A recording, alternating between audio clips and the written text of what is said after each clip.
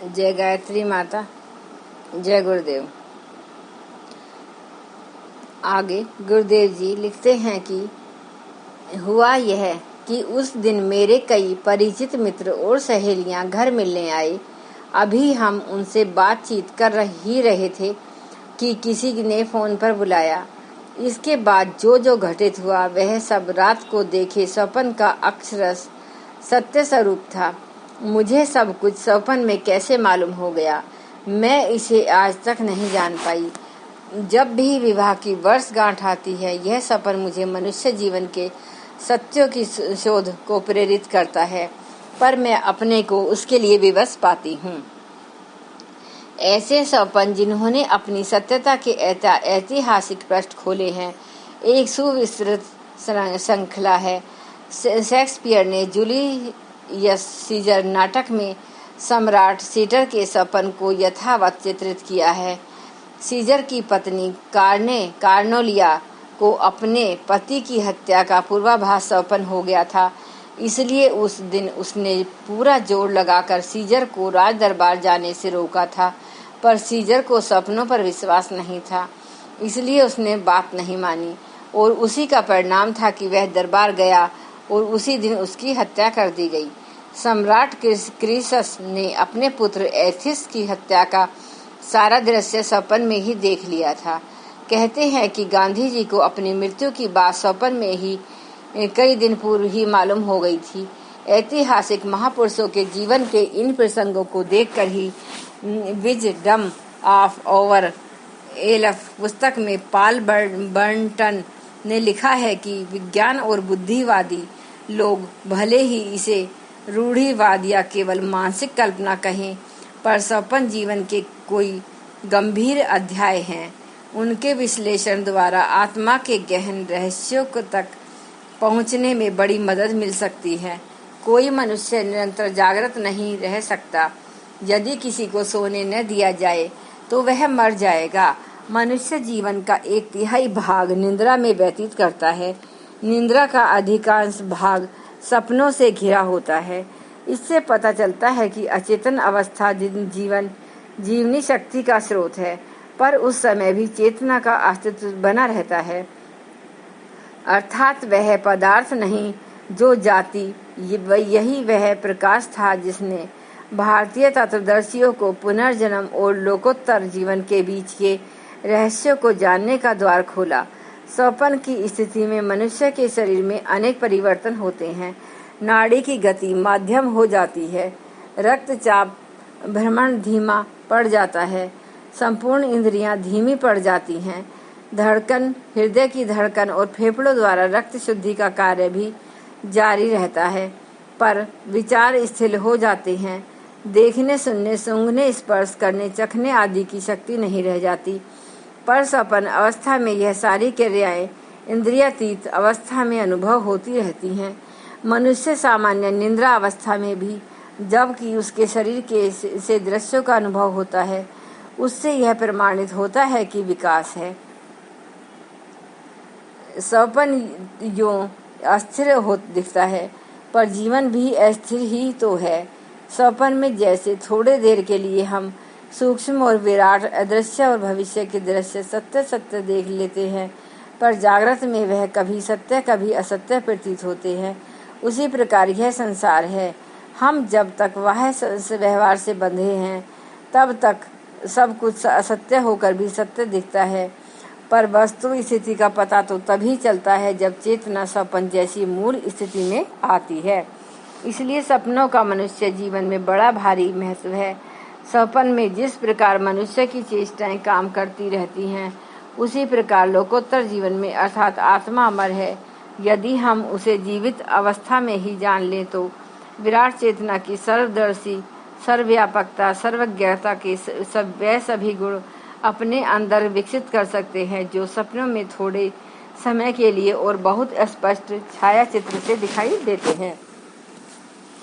भविष्य सूचक सपनों का विश्लेषण करते समय देखा गया है कि मनुष्य शारीरिक दबाव, रोग, अपवित्रता की स्थिति में भयानक और दुखांत स्वप्न देखता है, पर वह जितना अधिक शुद्ध और पवित्र होता है, उसके सपन उतने ही स्पष्ट, सुखद और भविष्य के गुण रहस्यों को भी स्पष्ट ध्वनि देने वाले होते हैं।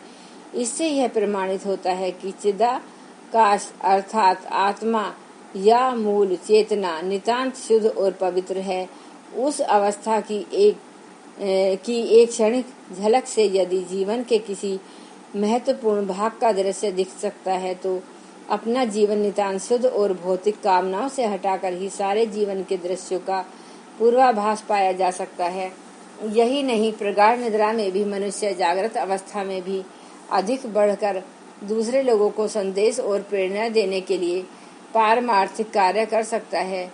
जिस दिन वीर शिवाजी शाइस्ता खां से अस्त्र रहित भेंट करने वाले थे, उस दिन रात में समर्थ गुरु रामदास ने स्वप्न में ही उन्हें बता दिया था कि शाइस्ता खां जैसे अपने से अधिक शक्तिशाली व्यक्ति को ढेर कर दिया। इसी तरह की अतीन्द्रिय प्रेरणा द्वारा महर्षि अरविंद ने फ्रांस से श्री यज्ञ शिखा मां और विवेकानंद ने आयरलैंड से नोबल मार्गरेट को प्रेरणा देकर बुलाया था। स्वप्न जीवन की गहराइयों के मापक और उत्प्रेरक सत्य हो सकते हैं यदि हम उन्हें गंभीर दृष्टि से देखें और उनकी स्पष्टता के लिए अपना जीवन शुद्ध बनाएं। यदि मनुष्य भी सचमुच वृक्ष वनस्पति की तरह केवल रासायनिक अस्तित्व या जड़ मात्र है तो जो बातें बड़ी बड़ी मशीनें नहीं बता सकती, वह सपन अवस्था में कैसे मालूम हो गया। सपनों के यह पूर्वाभास में हमें यह सोचने के लिए विवश करते हैं कि आत्मा कोई चेतन तत्व है और वह अमरत्व, सर्वव्यापकता, सर्व अंतर्यामिता आदि गुणों से परिपूर्ण है। अन्यथा निद्रावस्था में हम उन सत्य बातों का आभास कैसे पा लेते हैं जिन्हें पदार्थ के किसी कण या मशीन द्वारा जान पाना संभव नहीं। मनुष्य जितनी अधिक प्रगाढ़ निद्रा में होता है, पदार्थ विज्ञान के अनुसार उसे सांसारिक बातों का उतना ही विस्मरण होना चाहिए। किंतु इलेक्ट्रोइनकेफेलोग्राम एक प्रकार का यंत्र को मस्तिष्क में पैदा होने वाली विद्युत तरंगों की गणना करता है के द्वारा प्रसिद्ध वैज्ञानिक डॉक्टर गिल्टमैन ने यह सिद्ध किया कि निद्रावस्था जितनी ही गहराई होती है उतने ही स्वप्न अधिक स्पष्ट और सार्थक होते हैं। उन्होंने दावा किया कि स्वप्न देखना भी सांस लेने की तरह जीव की एक स्वाभाविक प्रक्रिया है।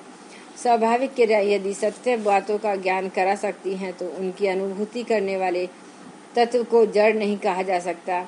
उनका यह भी कहना है कि निद्रा की गहराई रात में 1 या 2 घंटे के लिए आती है, इसलिए तमाम रात सार्थक स्वप्न देखकर यह अनुभूतियां बहुत बड़े थोड़े समय के लिए होती हैं।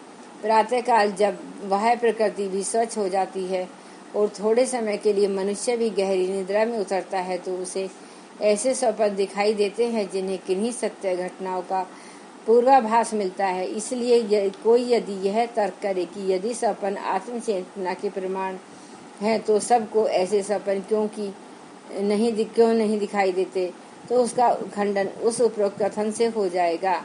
डॉक्टर गिल्टमैन ने भी लिखा है कि अस्त व्यस्त स्वप्न प्रायः भोजन में गड़बड़ी के कारण होते हैं। तीखे और उत्तेजनक पदार्थों के सेवन से शरीर की स्थूल प्रकृति उत्तेजित होती है, इसलिए स्वप्न साफ नहीं दिखाई देते। पर चेतना जैसे ही गहराई में उतर जाती है और सार्थक सपनों का क्रम चल पड़ता है। आखिर स्वप्न भविष्य में सत्य क्यों होते हैं, इस संबंध में चाहे पूर्ववासी हों चाहे पश्चिम अन्वेषक, अंततः हमारी शास्त्रीय खोजों पर ही उतरना पड़ेगा। भारतीय शास्त्र स्वप्न को दृश्य और अदृश्य के बीच की संधि द्वार मानते हैं। आज के लिए बस इतना ही। इस पुस्तक को आप विस्तार पूर्वक जानने के लिए आप इससे पहले वाला भाग अवश्य सुनिएगा। सपने झूठे भी सच्चे भी पुस्तक पंडित श्री राम शर्मा आचार्य जी द्वारा लिखित है, जिनको गुरुदेव जी के नाम से जाना जाता है। एक बार गायत्री मंत्र का उच्चारण करते हैं। ओम भूर्भुवः स्वः तत्सवितुर्वरेण्यं भर्गो देवस्य धीमहि धियो यो न प्रचोदयात्।